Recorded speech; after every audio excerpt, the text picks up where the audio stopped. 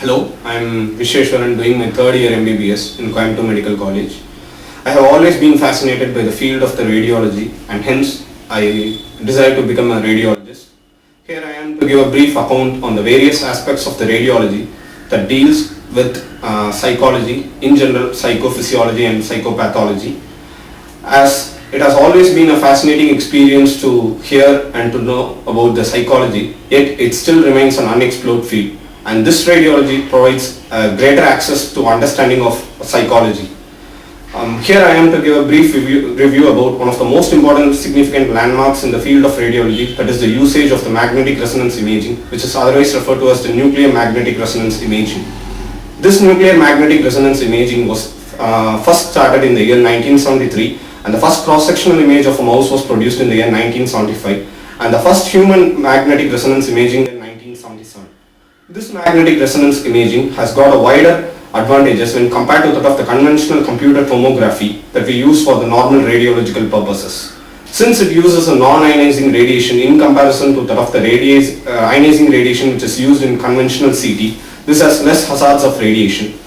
And moreover, this has a ability to distinguish the soft tissue structures and other minute details, and hence it has been used in the imaging techniques of cardiovascular system, musculoskeletal system, neurological system, and in oncology procedures.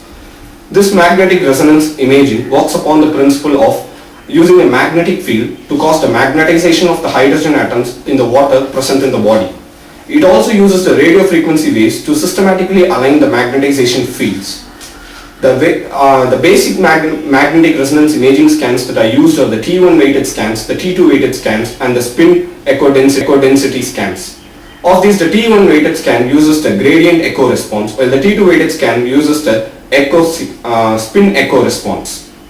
The various advanced magnetic resonance imaging techniques that are used are the functional magnetic resonance imaging, the real-time magnetic resonance imaging, the diffusion magnetic resonance imaging, the magnetic resonance spectroscopy, magnetic resonance angiography, and the functionally attenuated inverted techniques.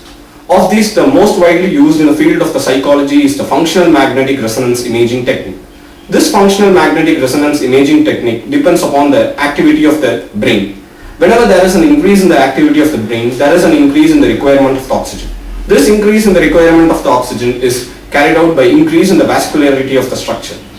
Since this magnetic resonance imaging technique uses the blood oxygen levels, it is simply referred to as the blood oxygen level dependent magnetic resonance imaging technique, or simply the BOLD. This functional magnetic resonance imaging techniques has revolutionized the field of echo density scans. Of these, the T1 weighted scan uses the gradient echo response, while the T2 weighted scan uses the spin echo response. The various advanced magnetic resonance imaging techniques that are used are the functional magnetic resonance imaging, the real-time magnetic resonance imaging, the diffusion magnetic resonance imaging, the magnetic resonance spectroscopy, magnetic resonance angiography, and the functionally attenuated inverted techniques. Of these, the most widely used in the field of the psychology is the functional magnetic resonance imaging technique. This functional magnetic resonance imaging technique depends upon the activity of the brain. Whenever there is an increase in the activity of the brain, there is an increase in the requirement of the oxygen. This increase in the requirement of the oxygen is carried out by increase in the vascularity of the structure.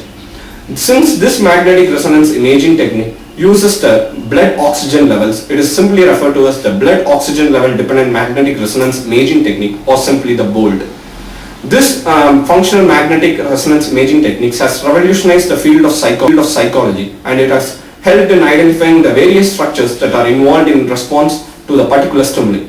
For example, amygdala, which is involved in various fear and in emotions, has been sharply identified with the use of the functional magnetic resonance imaging techniques. The other techniques such as the arterial spin labeling can also be carried out. This magnetic resonance imaging technique can also be used for various interventional techniques, which is referred to as the interventional magnetic resonance imaging. A journey of 1,000 miles begins with a small single step, and hence this magnetic resonance imaging begins as a simple step in identifying and exploring one of the unexplored fields of medical science, that is the psychology. Finally, I would like to conclude by expressing my gratitude to Dr. Senil for having given me such an opportunity to express my views. And indeed, this magnetic resonance imaging is going to revolutionize the field of psychology. Thank you.